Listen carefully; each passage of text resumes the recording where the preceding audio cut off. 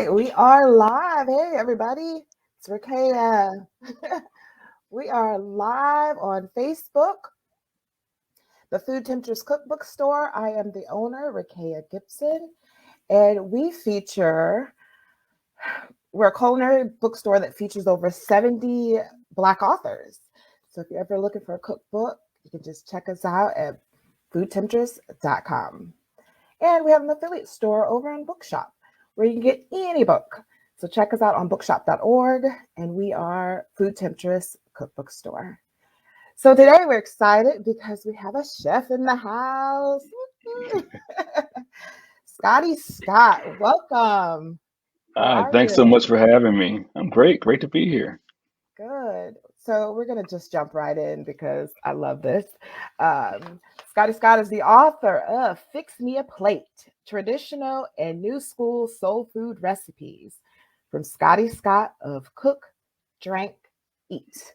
That's right. Drank with an Drink. Yes. So releasing March 15th, A. March 21 15th. days, Scotty. Are you ready? No, I'm not ready, but Come on. Do you have a I'll copy never of the be book? ready. I still don't have a copy. I think I'll get my copy in like 2 weeks. So Oh, why aren't you ready, Scotty? Why aren't you ready? It's coming.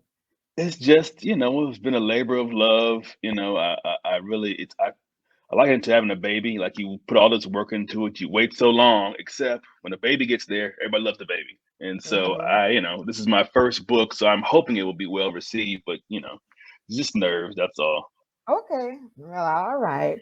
Maybe you'll be ready on March 15th. It's not. It's going to be here, Scotty. It's going to be here. Exactly.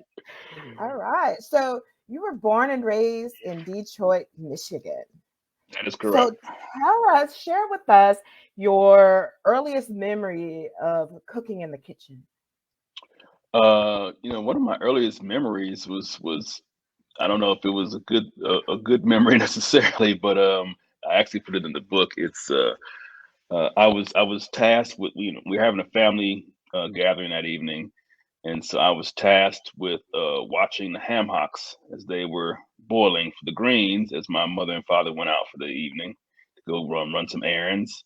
Probably about 10 years old at the time, and so I fell asleep watching cartoons. Wake up, house is full of smoke. My father's grabbing me out the bed to get out of the house. I forgot to cut the ham hocks off, and they burned up, and it was smoldering, and it was quite the sight. But it was better Oh, better memories after that. Scotty, Scotty, Scotty. Everything was okay though, right? Everything Everything was was okay. It was no actual fire; they were just smoldering. But okay. after that, they let me back in, and then I just like to try my hand at cooking. It was always the place where all the memories were being made. Family was always gathering, and my mother was the bit of a homemaker of the family dynamic. So she was always in there, perfecting different recipes, and so I just always wanted to be involved in the action. Okay. And she didn't mind you being in the kitchen. No, she didn't mind. She let me sit on the counter and see what was going on. It's funny because once I grew up and became an adult, and I moved away at 18 to go to school and stuff. And I wish I'd sat around more because I was very excited at a young age when I couldn't do that much. And then once I became a teenager, I didn't want to be bothered with it. And then now I wish I had more of those recipes in my head. But Hmm. yeah, she was always there to guide me. And same thing with my father. I mean, my father was, he was the neighborhood grill guy. When the smoke was coming from the backyard, my friends would be hopping over the fence trying to get a burger. So he was always there to guide me and give me little tips and tricks that I still use to this day. Okay. So when I read that your dad was a grill master, Yes, I yes, said, ma'am. I wonder if Scotty knows how to burn on the grill. Do you know how to burn on the grill? Oh, yes, yes, ma'am. That's my pastime. I mean, Okay. my followers would know on Cook, Drink, Eat that I had a little. I was living in an apartment, so I had a little tiny little grill, but I'd still make magic on All it. right. So what would you I can make? remember. So just a little bit like one of my favorite things. I've got a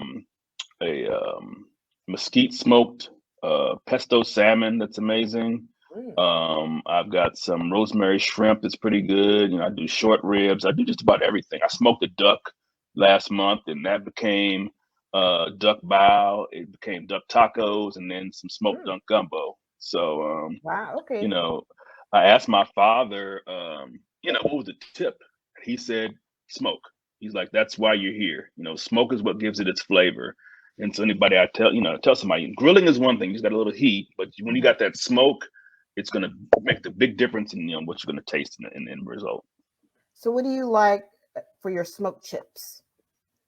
I use mesquite, but it depends on the dish. So I like mesquite on chicken and fish, something light. I've actually got in my book a pecan smoked chicken, which I just Mhm. did, which just is great with this Alabama white barbecue sauce. Not a big hickory guy, but I do use hickory when I'm using wood. So it just depends on the flavor you want to go. It's just like seasoning, it depends on what direction you want to take it, and so I just try to take it from there. Okay, very cool. So, when did you know that cooking was your jam and you wanted to take that as a career path? It wasn't really until I got out of law school really and started hosting dinner parties. It was funny. Somebody spoke to me and said, "Man, I didn't know you could cook like this in college." I was like, "Well, in college I was broke. I had money for potatoes and dollar pancakes and beer, and that was it." It wasn't Hmm. until I got out of school and had a job I really started dabbling in it. And so I just like to host dinner parties like my parents did. And once I started getting into that, people were kind of pushing me to open up a restaurant or a cookbook, and I was like, I don't know if that's really what I want to do. And so I did start a personal chef service. So I'd go into people's homes and cook for them, and had to give that up for a little bit because travel for work became too much. Excuse me. When I got back into it, social media had taken off, and so I started to just kind of fiddle around with it a little bit just to kind of help promote the business, and it kind of took off a life of its own. It really pushed my creativity. Made me want to try new dishes, try new cuisines, try new things in the kitchen, and it was at that point I realized it's like, okay, this is something that I love doing. It's Okay. something, it's kind of cliche, but it's a passion. It'd be something I would be doing regardless. And so I think that's a real telltale sign. Is if it's something you'll be doing, if nobody would pay you a dollar for it, it's really what you're on this put on this earth to do. Okay. And so you went to college to become a lawyer? Did I Yeah, hear so you correctly? Okay. that is correct. I have undergrad in psychology, and I went to law school. I had certain ambitions of going into politics, but I didn't like that after I got my first taste of it. Was a sports agent for a couple years out of law school, and went broke trying to crack that nut. And so then I got into oil and gas, and I worked in that field for a while. And so now I'm kind of juggling two hats between oil and gas and my culinary dreams and passions, so to speak. Okay. So you still work a little bit and then you do your cook, drink, and eat on the side. Is That's that correct. correct? Okay. That's correct. Gotcha. All right. So I have a confession. All right. Oh boy. So when I saw the title of your cookbook, Fix Me a Plate, I was like, what? Is this a cookbook? What is this? What is this? Who is Scotty Scott? And what is this Fix Me a Plate deal? Am I the only one? I mean, what reaction? Am I the only one who has this reaction when they see that? No, no, you're not. Wait till I tell you what I wanted the cookbook title to be, which Okay. the people over at Patriot, they're like, we can't do that, sir. We can't do that. So I want it to be a feel and a vibe. I want you to feel like you're in my kitchen. I want you to feel like I'm fixing your plate. It's like somebody was complimenting them on my food one day, and they kind of paused when they said that it was comfort food. And I said, well, no, it is. I mean, it can be kind of extravagant, but it's still supposed to be comforting. It's supposed to make you feel like you're at home. It's supposed to make you have a certain feel. Like even with my pictures, like I don't want them to be too perfect or staged. Meaning like nobody eats pancakes in a dark room with, what I mean, perfect lighting. I want you to feel like you're sitting there enjoying it. And so that's kind of where Fix Me a Plate came from. It's just I wanted you to feel like, hey, I just stopped by Scotty's house. I smell something in the kitchen. He's about to fix me whatever he's making. Okay. Well, it took me a moment, right? It took me a moment to warm up to it, and I was like, okay, maybe he's not really big. I won't say any words, but I got it now. That's all cleared up. So, what was the title? Can you say what the title you wanted to call it? Yeah, so just a little backstory, generally speaking, me and my partner, she's, wonderful with, raising our son, and helps out in the kitchen as far as, keeping everything tidy, because when you're doing all this cooking for events and for different blogs and stuff like that, it's always a mess.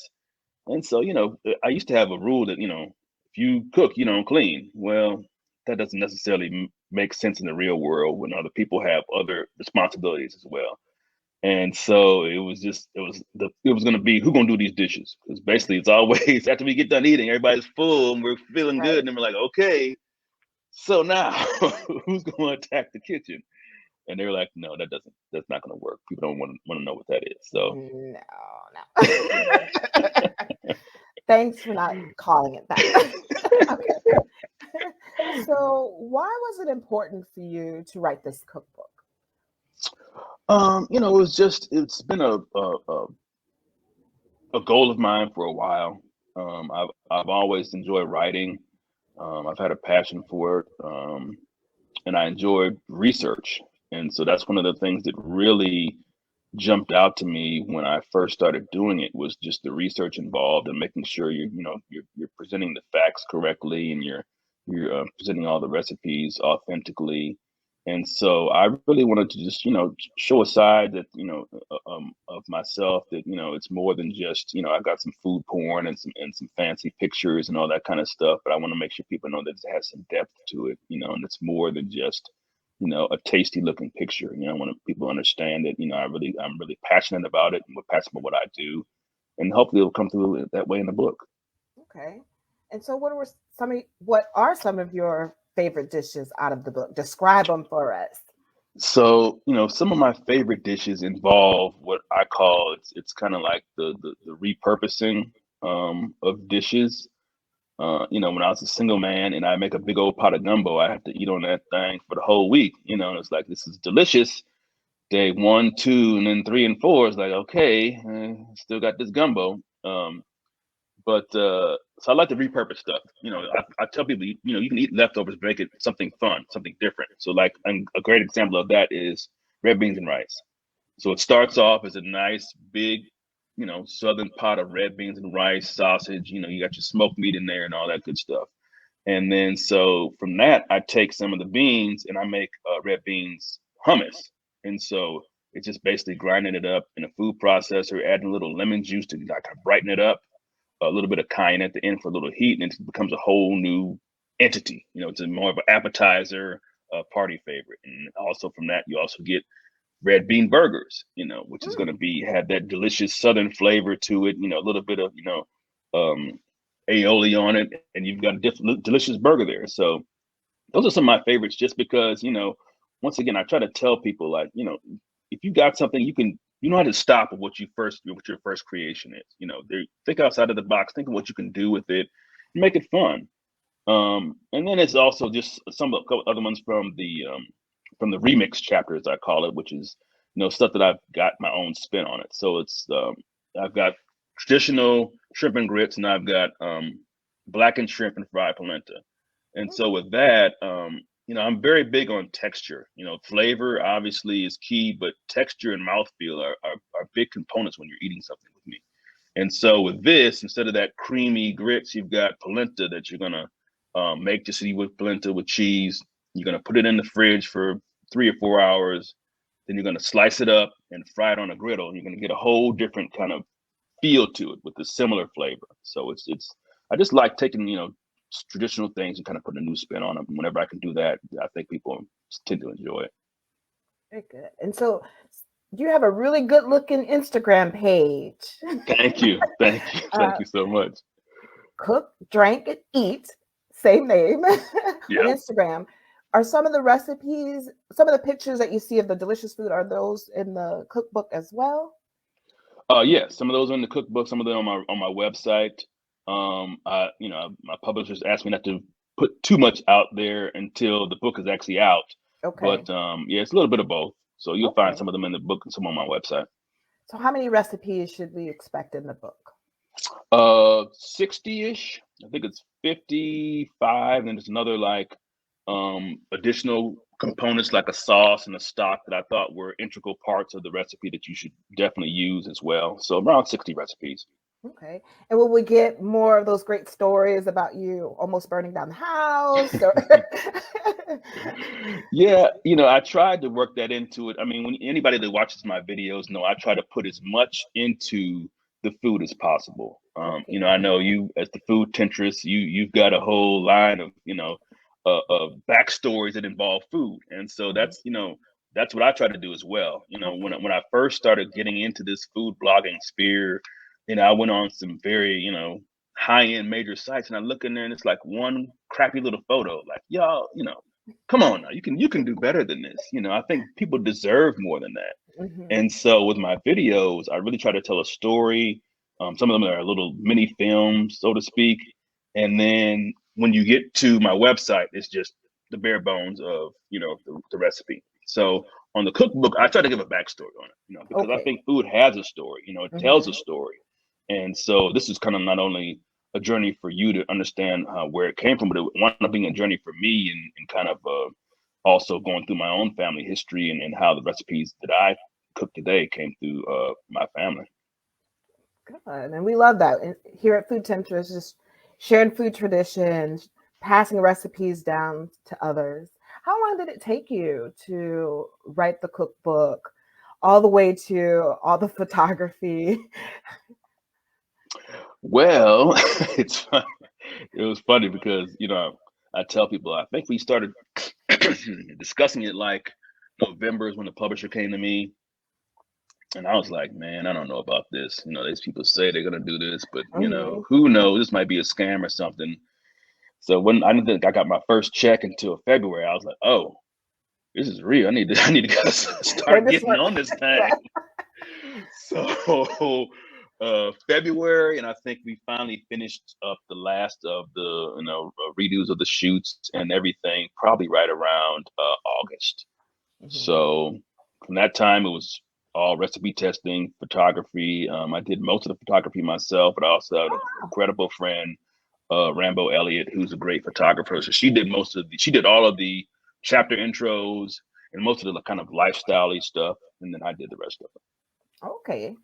So it. cool. That's wonderful. So you would just say about a year, 2 years, It was right around a year. Yeah. right around a year. And Okay. I talked with another cookbook author the other day, and she was like she's got a 2 year plan for her cookbooks. Okay. And you know, I was not afforded that opportunity this time, but Hmm. it takes some time. You're Hmm. talking about recipe testing, recipes to be correct. You're talking about the food, the videos, you want the layout.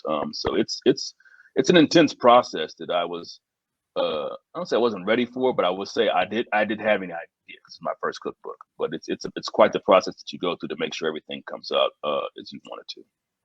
Okay. So in between, you were still doing your YouTube videos as well? In A between little writing bit, it and okay. a little bit. There was a period of time where I didn't do much on social media just because Okay. I just didn't have the mental bandwidth for it. If you're Hmm. recipe testing all day and you're trying to make sure that's right and that's your baby, it was probably about a 3 to 4 month period where I just kind of didn't do much at all. I try to Okay. post every once in a while just to keep myself relevant, but Hmm. it was mainly focusing on the book. You know. Okay. And that's what it takes sometimes, right? Just Yeah, hunkering yeah, down absolutely, and getting it done absolutely. and Yeah, reemerging again. So yeah. that's okay. As a personal chef of cook, drink, and eat, I always had to stop and say that. So, are you still in Fort Worth, Texas? Yes, Fort Okay, Worth. so Fort Worth, Texas.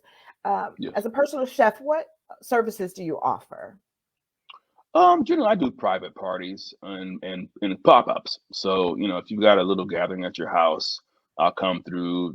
Cook, do a cooking demo, and cook how many courses you want, and clean up and leave. Or I do different pop ups around town at maybe a restaurant when they're closed for the evening, or a different venue, and kind of just test out some of my new recipes in the local community. And so it's mainly just private parties Okay. and pop ups around town. Okay. And then do you travel within Texas, out of state? for your? Yeah, I mean, I've done, I did one of my first pop-ups 2 years ago in Brooklyn. I've done them in Okay, Houston. Probably could do several more once the book comes out, just kind of get the word out. So yeah, anywhere that somebody wants me to cook, I will go, basically. good. Yeah. All right. Well, we're in Virginia, so you're welcome to come to Virginia. You have an invitation. That's right. I saw that. You in the Hampton Roads area? Yes, yes, Okay, yeah. I yes. went. I went actually went to Hampton University for a couple years before All right. I had to leave before they kicked me out, basically. Okay. Okay. Okay. That's a different show, Scotty. Yeah, That's it's a a different different show. show. All right. So, what's next for you? We know the book is coming out March 15th. March And by the 15th. way, people can pre order that book on the Food Temptress Cookbook store website, foodtemptress.com. You can purchase it in our affiliate store at Bookshop. But outside of that, are you going on tour? What can we expect next? Not a big, book tour, but I will be going to probably Atlanta, Chicago, New York, and possibly Detroit to Okay. do some dinner pop-ups because I know there are people that make a great living off of just um, food on their website and social media, but I'm very spiritual about my food, and if you don't taste it, then it hasn't served its purpose. It's kind of Hmm. like if a tree falls in the forest, where if I make this delicious food and nobody tastes it, is it really good? So Hmm. I like to get people to experience my food, and that's the only way you can do it is by getting it to them. So. Okay. And so, if you have a schedule, would it be open to the public? Yes, I'll be posting that on my website once I Okay. firm up some dates, and then it'll be on my website. There's all my information. On my website, you can sign up for the email list, and that gives us. I put out updates weekly in terms of my different pop-ups and where they'll be and what I'll be serving. Okay. Well, share with us the website. Cookdrinkeat.com. Cookdrinkeat.com. All right, good. So if you send us that information, we'll also share it on our social media for you Awesome, to awesome. generate some interest. We'll continue to tell people about your book. Let's see. I see Andre. Hi, Andre is ready to make a trip to Texas so he can try your food. That's what I like to hear. That's what I like to Yeah, hear. Andre. If Andre say he's coming to Texas to taste Yeah. your food, he probably will. Okay. So All right. you have a fan already. So, all right. And how else can people stay connected with you? Just all social media, Cook, Drink, Eat, Twitter, YouTube, Instagram, TikTok a little bit. I try to provide a little bit different stuff on each social media side because I know it's all catered to different people. So just all of social media is why I try to keep involved, especially now with the book coming out. I try to post pretty regularly. Okay. And I think you're on YouTube. I think I went to your YouTube page today to check out a few videos under I'm the on same YouTube, name, right? same name. Everything Yeah. is Cook, Drink, Eat. Right. Fortunately, That's the brand right there. yeah, yeah. Cool. So great. So why should people get your cookbook? What's different Well, about I, your I think it just gives a little bit of, it's got a little bit of humor to it. It's got a lot of soul to it. And I don't mean just like soul food. I mean like soul in terms of, my passion for it. I think it takes you on a bit of a culinary journey, in writing it. I was kind of had a re-emergence of my own, family cooking and history. I know you talked about how you grew up, love food, living in New Orleans. And, I was kind of the same way. I grew up in Detroit, so I had a lot of Midwest food. And so when I moved to Houston is when I, was exposed to the Gulf Coast region and, crawfish and gumbo and all that good stuff. And I really fell in love with it. And then it wasn't until I started writing my book when I realized, my own, history in terms of the Low Country in South Carolina and Georgia, where my mother grew up. So food? I kind of take you on that journey of just, self-discovery or rediscovery, and and just showing you how food not only brings people together and brings your family together, but can also be historical in a sense, in the terms of you kind of realize where food is, where it's going, and where it is right now. Mhm. And how would you describe your cooking aesthetic? Cooking aesthetic, freestyle and fancy. um Freestyle and fancy? you know I the most difficult chapter in the book was without a doubt the dessert chapter. You know, I Okay. am not a baker by nature. I have much respect for baking because it's very precise. Mm-hmm. It's very detailed, and I'm a dash of this and a splash of that. You know, and that does not work in baking a lot of times. Mm-hmm. And so, you know, I'm like to have fun. You know, I'm not classically trained, so I'm always looking for new things to try, new things to experiment with. You know, I was probably on a fish sauce kick for like 6 months once I finally discovered it. You know, just because you know if you get if you pigeonhole yourself into one little thing, then you're never going to be discover what different flavors you could use and where it can help out in different dishes. And so people ask me what my cooking style is. It's just whatever's new, whatever I Okay. haven't done before.